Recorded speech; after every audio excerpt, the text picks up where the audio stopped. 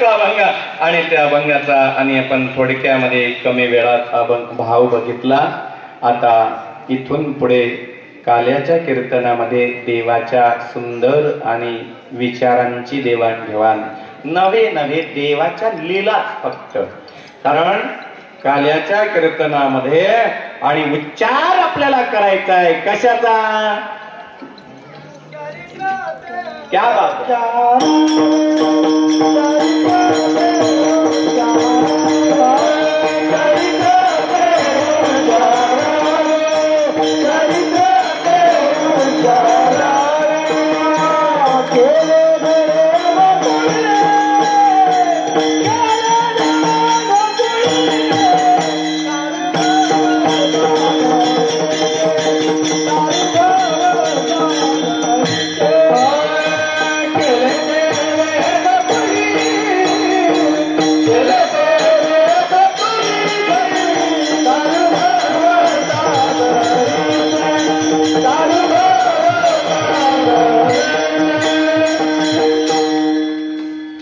राजू महाराजांना ते पाहिल्यावर चांगली सवय आहे त्यांना तिकडे.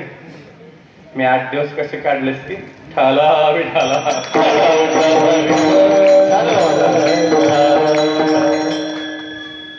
आमच्या मावशीसाठी हा कार्यक्रम करावा लागला नाही का? असं नाही किंवा अशी छोटी कथा असते आपली, मोठी असते मोठी. ठाला विठाला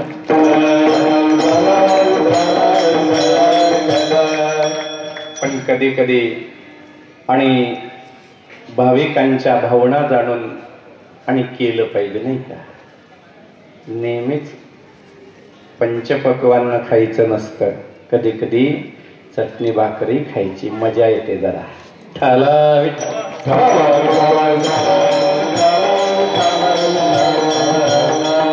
चरित्र ते उच्चारावे केले देवे गोकुळे. भगवान परमात्म्यानं बालपणामध्ये ज्या काही लीला केल्या, चरित्र केलंय आणि त्याचा उच्चार एदशे चरित्र केले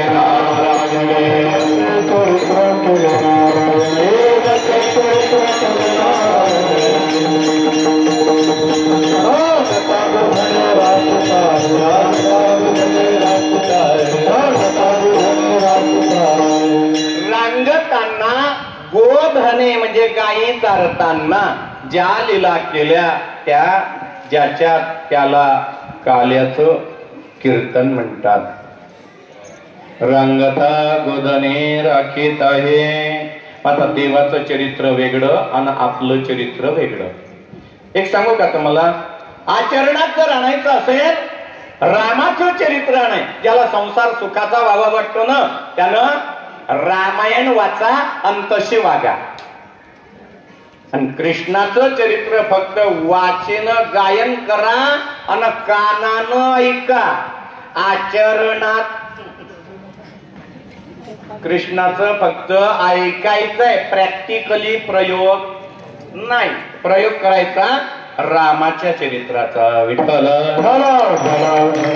रामायण अभ्यासा, रामायण वाचलं ऐकलं ना तर तुमचा संसार सुखी होईल. काय गोड चिंतन आहे रामायणात बरं का. कधी योग आला ना तर रामकथा ऐका जरा. शिवकथा ऐकण्याचा योग जवळजवळ तुमचा येतो आहे. आता इथेच तुम्हाला भेटणार. इथे नाही म्हणजे जागा नाही सांगत, अजून सांगेल पुढे. आणि आयोजकाचं मत असं आहे की मोठा विशाल आणि तो उपक्रम व्हावा, संगीतमय सोहळा. बघूया देव भगवान शंकर म्हणतील त्या पद्धतीनं. विठ्ठल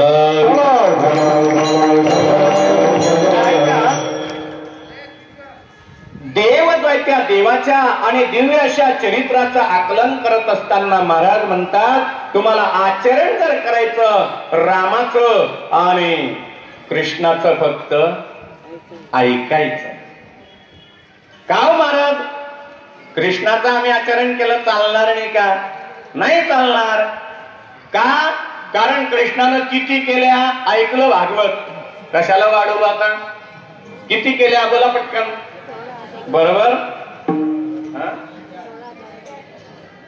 इतक्या मग तो म्हणे, एखादा म्हणेल महाराज त्या देवानं इतक्या केल्या, मी 2-4 केल्या, तो एकच सांभाळ.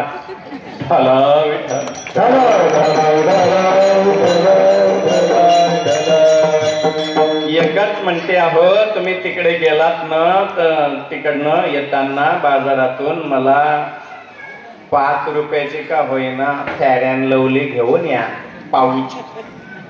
नको मोठं ट्यूब, काय पाऊच 5-10 रुपयाचं ते आणू शकत नाही, तर बाकीचं काय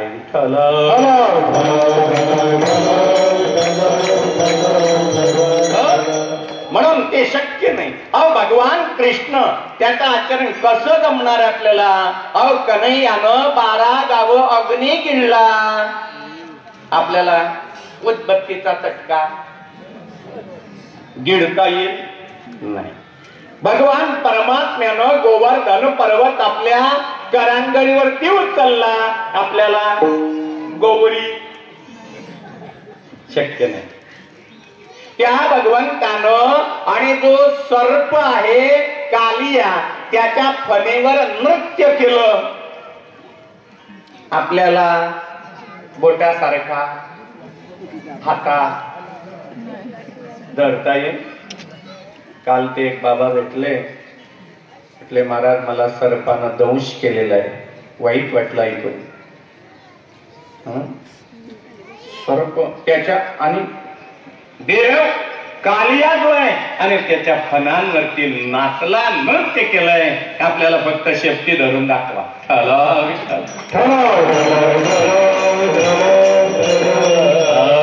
गिरी गोवर्धनने उचलला जडतव नवागो गिळता अगासुर चिरोने सांडेला. किती विलक्षण भगवंताचं कार्य आहे. म्हणून आपल्याला ते फक्त ऐकायचं, आचरण नाही. विठ्ठल आता तो भगवान आणि जन्माला येता बरोबर त्यानं खोड्या केल्या. थोडी पहिली लीला अशी की जन्माला आला तर 8 वर्षाचा आला कारागृहात. हा पहिला त्याचा चरित्राचा उपक्रम. कारण लेकरू जन्माला येतं तर 1 दिवसाचं छोटं येतं, हे बोलकं आलं 8 वर्षाचं. असं कोणी आईला झालं का? हीच लीला आहे सुरुवातीला. विठ्ठल आता तो भगवान परमात्मा मोठा झाला, ऐकलाय आपण कथेमध्ये, आणि म्हणून डायरेक्टली आता त्या भगवंताला मित्र भेटले. पेंड्या, वाकड्या, वडज्या, बोबड्या, सुदाम्या, मधु, मंगल वगैरे सगळे देवाचे मित्र सवंगडी जे होते ते असे गरीब होते, एकही सुपर नव्हता. सगळे आणि मित्र गर्भाचे लेकर होते. अशा त्या गोपाळांना देवानं पाहिलं आणि देव म्हटले, का रे गोपाळांनो, आपल्या घरी इतकं दही दूध लोणी आणि तुम्हाला पाहलं तर तुमचे गाल आत गेलेत, तुम्हाला खायला भेटत नाही का रे बाबा? लोणी मिळत नाही का? त्यावेळेला गोपाळ म्हटले, देवा अरे आम्हाला आमच्या घरचं आहे पण मिळत, कारण घरचं आहे पण कुठे जात? कुठे? डेअरीला. मी नेहमी विनोदानं सांगत असतो, डेअरीत जात, डेअरीत नाही. इंग्लिश बोलतो आपण पण चुकीचे बोलतो बऱ्याचदा. का तुमचं दूध डेअरीत गेलं. आम्ही चालला होता का डेअरीत? कुठं गेलं? डेअरीत. पण ते डेअरीत नाही, डेअरी आहे. इंग्लिश स्पेलिंग नीट लक्षात घ्या, डेअरी.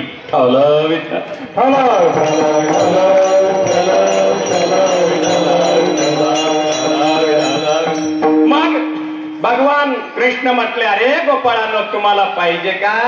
हो देवा. मग याला तरी यार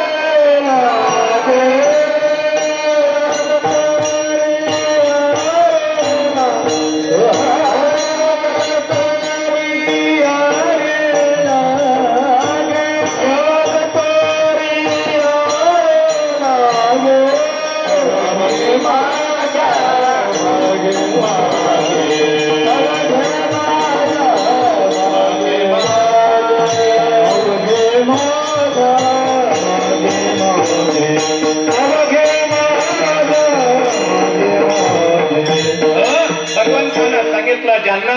पाहिजे त्यांनी त्यांनी माझ्या मागे मागे या.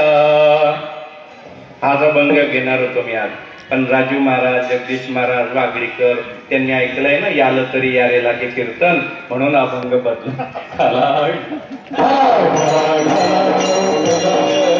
पाहिलं तर काला काही बदलत नसतो. कृष्ण बी तोच, हिरो तोच आहे. पिक्चर अभंग आणि निरूपण वेगवेगळ्या पद्धतीनं करता येतं. चला याल तरी या रे लागे अवघे माझ्या मागे मागे, मग आजे देतो पोटवरीन पुरे म्हणाल तोवरी.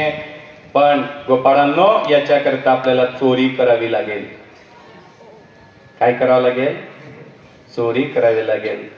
देवा ठीक आहे तुझ्या म्हणण्याप्रमाणे, मग आपण चोरीला जाणार रात्रीला, तर काय आणायचं देवा? शस्त्र. हे बघा गोपाळांनो, शस्त्र काय घ्यायचे लक्षात घ्या.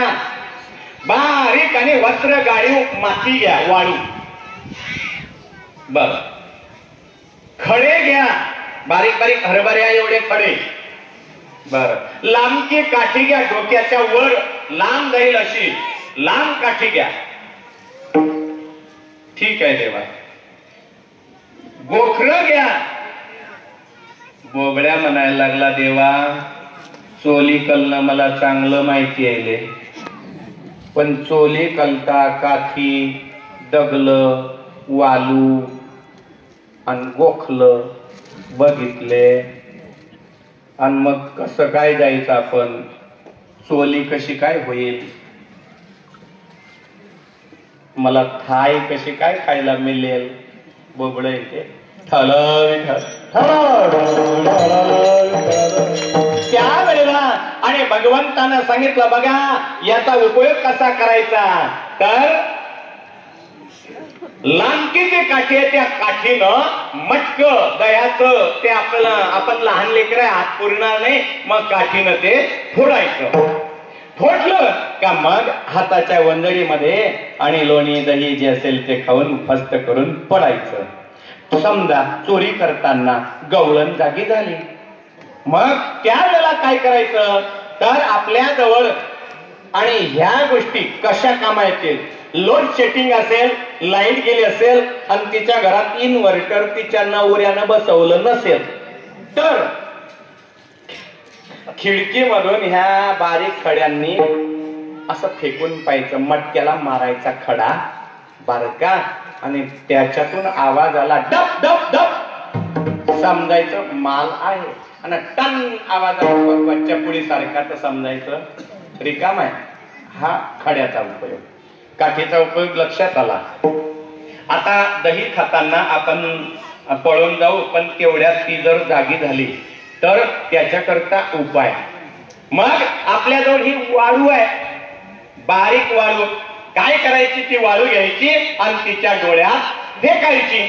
ती असे डोळे तोळत बसील तेवढ्यामध्ये आपण पळून जाऊया गोईंग. तो बोबड्या म्हटला, देवा तुझं म्हणणं थगलं पत्तायले मला, पण थमदा आपण आणि तिच्या डोळ्यामध्ये माती फेकू, पण ती जल तिलतन ताला चालतात तेच माझा घालून आली तल. तिच्या डोळ्यात कशी जाईल ती वालू? त्यावेळेला देवानं सांगितलं, बोबड्या अरे त्यावेळेला आपल्याजवळ हे गोखर आहेत ना. गोखर म्हणजे काटे, दोन तोंडी काटे, द्वितोंडी काटा म्हणतात त्याला. हा, हे फेकायचे आणि ते तिच्या पायात रुततील. आई ग करील, पायातून काटा ते काढत राहील. तेवढ्यात देवा तुला माहित नाही काले, आता अलीकडे थकल्यात गवलनी पायामध्ये, किचन मध्ये सुद्धा, आणि चप्पल घालून स्वयंपाक करता. किचन मधली वेगळी, बेडरूम मधली, नाही का?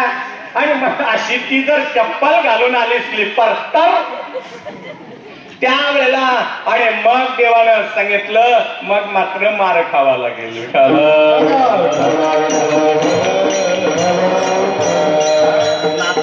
आपल्या संतांनी गोड वर्णन केलंय. गोपाळ हरी गोपाळ म्हणती चक्रपाणी, चोरी कर्म ऐकले श्रवणी. खडे सराटे मृतिका घेऊन मध्ये को कोणी निघाले. असं तर पाहिलं नाही, पण तो म्हणतो ठीक आहे आपण चोरी करायची. मग आज याच्या घरी उद्या त्याच्या घरी अशा प्रकारे देवाना एकेकाचे नंबर लावले आणि गोपी सकाळी जागी होते 4 वाजता घुसळण करण्याकरिता. आणि डेऱ्यामध्ये तिनं रवी टाकली आणि पाहते तर काय, पाहते गवळणी तवते पालथे दुधाने, म्हणती नंदाची पोरे आज चोरी केली खरे, तेने विनाशी नव्हे. या कृष्णाशिवाय चोरी कोणीच करत नाही. आता याच गारानं याच्या आईला सांगितलं पाहिजे. बाकीच्या म्हटल्या बाई ग श्रीमंत आहे तो, त्याची आई श्रीमंत राणी आहे राणी. आता एकदम श्रीमंताच्या मुलानं गुन्हा केला कोण सांगायला जाईल, आपल्यावर रागावले तर. आणि त्यावेळेला त्यांच्यामध्ये एक होती, तिने आपल्या साडीचा पदर असा मागून काढला आणि कमरेत खोसला. काही काही नमस्त खोसता येतो. कधी कधी नवरा घोडा बाबडा असतो, भांडण जुंपलं ना तो काहीच बोलत नाही. ती नवऱ्याला म्हणते तुम्ही बाजूला व्हा, तुम्ही बाजूला व्हा. आणि ती साडीचा पदर आणि ती जाते पुढे. हे काय आहे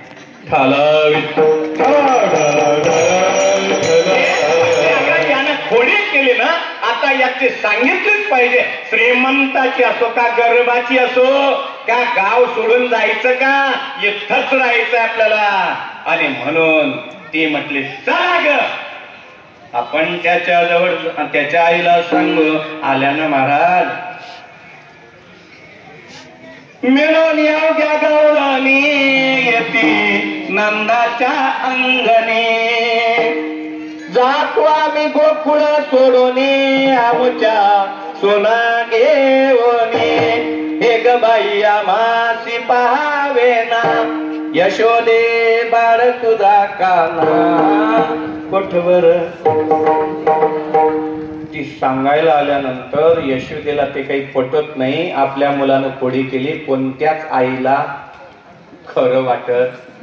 सगळ्या आयांना असं वाटतं की माझं जेवढं चांगलं आहे तेवढं हे किती बिलंदर आहे ते तिला आवडत. विठ्ठल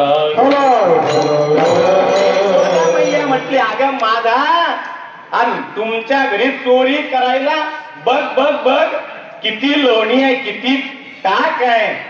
एवढं माझ्या घरी असताना माझा कृष्ण तुझ्या घरी चोरी करायला येईलच कसा. त्यावेळेला आणि ती गोपी म्हणते अगं खरंच आला ग, खरंच आला. जा तुझ्या घरी, माझा कृष्ण चोरी करत. त्यावेळेला ती नाराज झाली, पण म्हणते थांब कृष्णा, कारण कृष्ण तिथंच होता जवळ आईच्या. आईच्या साडीचा पदर आपल्या दातात धरत होता आणि छोटे छोटे चिमुकले त्याचे हात आणि त्या हाताचे बोट आईची नेसलेली साडीनं त्या साडीत घालून एका हातानं दातात पदर धरला. लहान लेकरं बघत जा, निरीक्षण करत जा. मी करतो म्हणून कीर्तना सांगायला का माहिती.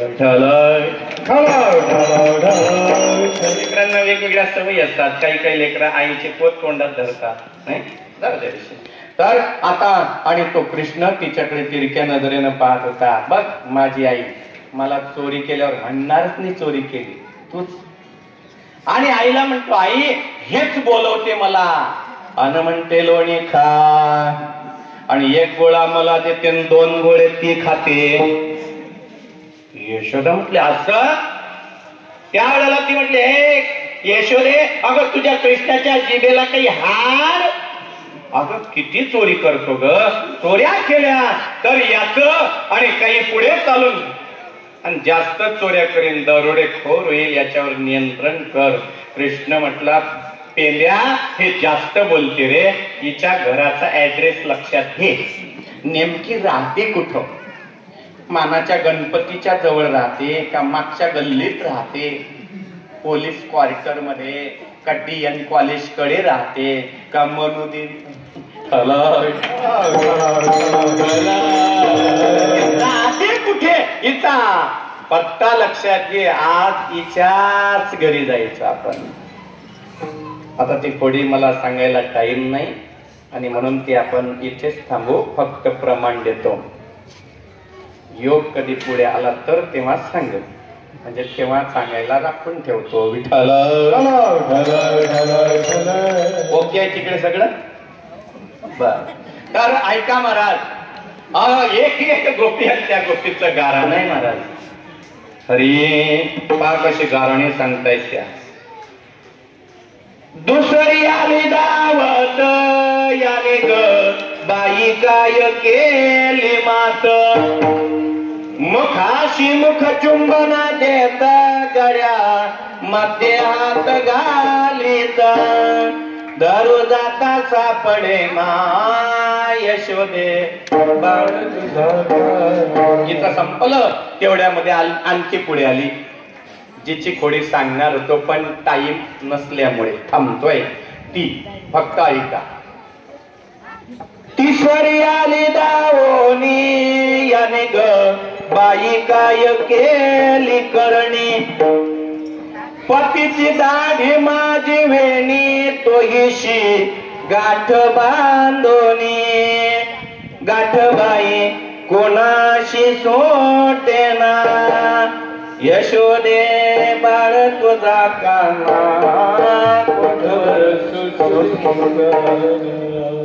आणि हे सगळं ऐकल्यावर ऐशी ऐकता गाराणी यशोदे नयनी आले पाणी, कृष्णा खोड्याचे टाकोनी एका जनार्दना चरणी, प्रेम तया आवरेना यशोदे बाळ तुझा काना. यशोदा रडायला लागली, कृष्णा खोड्या करतो, आता उद्यापासून तुझ्या बापाला कॉलेजमध्ये ऍडमिशनच करायला लावते, शाळेतच पाठवते, तुला दाखला घेते आणि पाठवते त्यांना. त्यावेळेला कृष्ण म्हटला, आई मी उद्या शाळेत जाईन, उद्या जाईन मी राणा. मग गाई चारण्याकरता भगवान निघाले, खांद्यावरी कांबळी हातामध्ये काठी, चारी तसे देनो सावळा जग जेठी. आणि तो गाई चारायला गेला. गाई चरल्या दुपारी, आता त्यांना तहान लागली, यमुनेचं गार गार पाणी पिलं आणि कडंबाच्या झाडाखाली सावलीमध्ये सगळ्या गायी रवंथ करीत बसल्या. गायी रवंथ करीत बसल्याच्या नंतर भगवंत म्हटले, चला रे गोपाळांनो, आता आपण खेळ खेळूया. खेळ खेळले, भरपूर खेळ आहे, आता एखादा खेळ खेळा. आणि विटी दांडू चेंडू लगोरी लागा पारी, दांडू चेंडू लगोरी लागा पारी, मांडियेला यमुनेच्या तीरी, हे मांडियेला यमुनेच्या तीरी. गाई गोपाळ, गाई गोपाळ सवंगडी बना, गाई गोपाळ सवंगडी बना, गाई गोपाळ सवंगडी बना, गाई गोपाळ सवंगडी बना, गाई गोपाळ सवंगडी बना.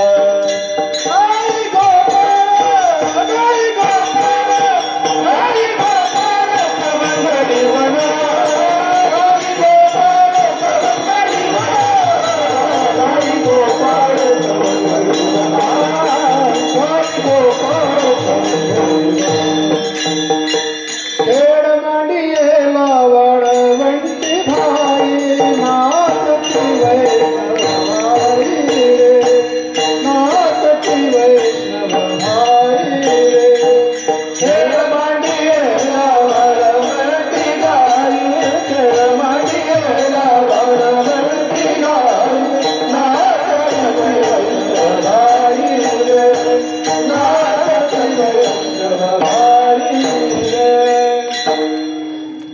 विटी दांडू चेंडू लगोरी मर्दाना खेळ खेळले. खेळल्याच्या नंतर भुका लागल्या आणि ते म्हणू लागले, देवा खंदी भर पोटी भूक, काय खेळायचे सुख. आता आम्हाला खेळण्यामध्ये आनंद येत नाही, आता भुका लागल्या. देव म्हटले, चला आणा आपापले आणि आता जेवणाचे डबे. तुमच्यासाठी सांगतो टिफिन, जेवणाचे डबे सगळ्यांनी खडकी सोडलेल्या मोठा, अवघा केला काला एकवटा. त्या ठिकाणी देवानं आणि तो काला जो आहे तो काला एकत्रित केला. आणि मग आता त्या गोपालांना आपल्या गोलाकार आणि आपल्या भोवती बसवलेला आहे. आणि तो देव त्या गोपाळांना काला आपल्या हातानं खाऊ घालतो. त्याचं वर्णन श्रीमद भागवताच्या दशम स्कंदामध्ये आणि श्री शुकाचार्य करतात बर का. तर तो भगवान कसा उभा आहे आधी अर्थ सांगतो आणि मग श्लोक सांगून कीर्तनाला पूर्ण विराम.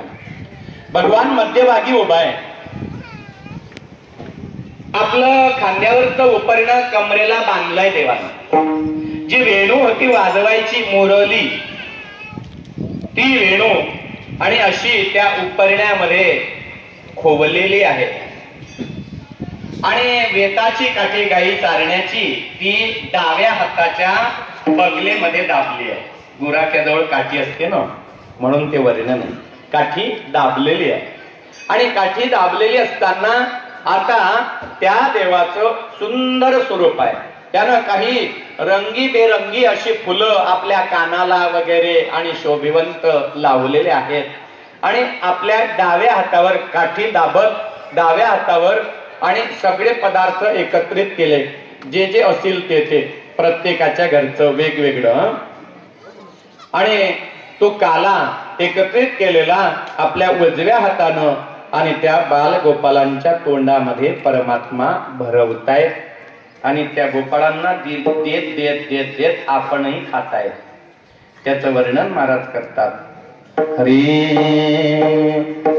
बिभ्रद्वेनं जठरपटयो शृंगवेत्रे च कक्षे वामे पानोमश्रुण कवलं तत्फलान्यंगुलीषु तिष्ठन्मध्ये स्वपरिसृहलो हासयन्नर्मभिस्वै स्वर्गे लोके मिशति बुभुजे यज्ञभुक्बालकेले पुंडलीकवरदा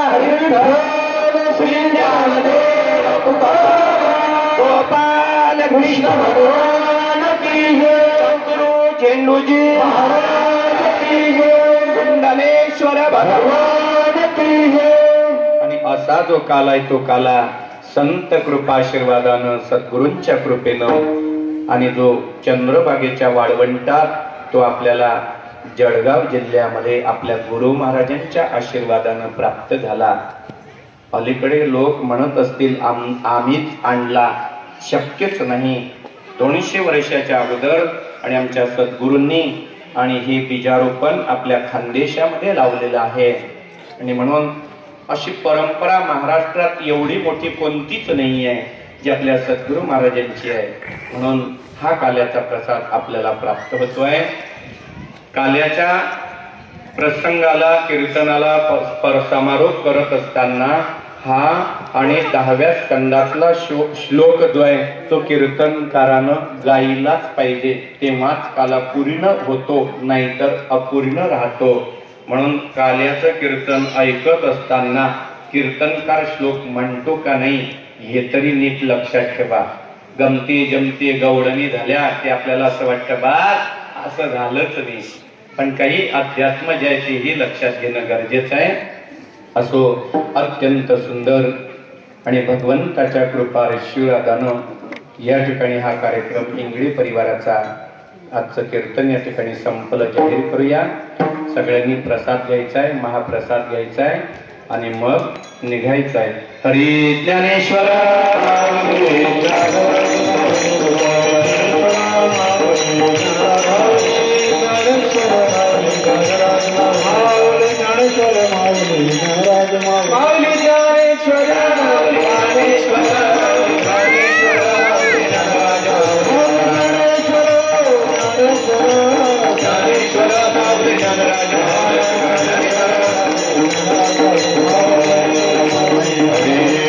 कंठी धरला कृष्णाला हरे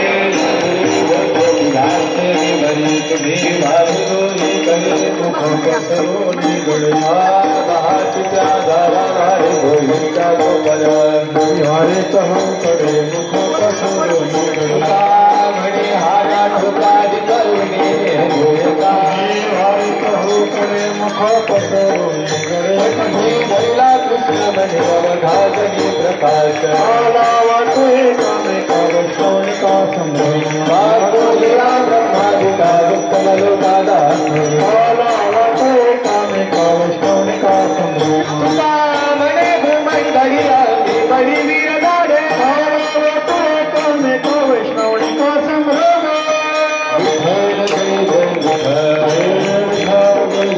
जय जय विठ्ठल जय हरे विठ्ठल जय जय विठ्ठल जय हरे विठ्ठल हा बोलिले देवे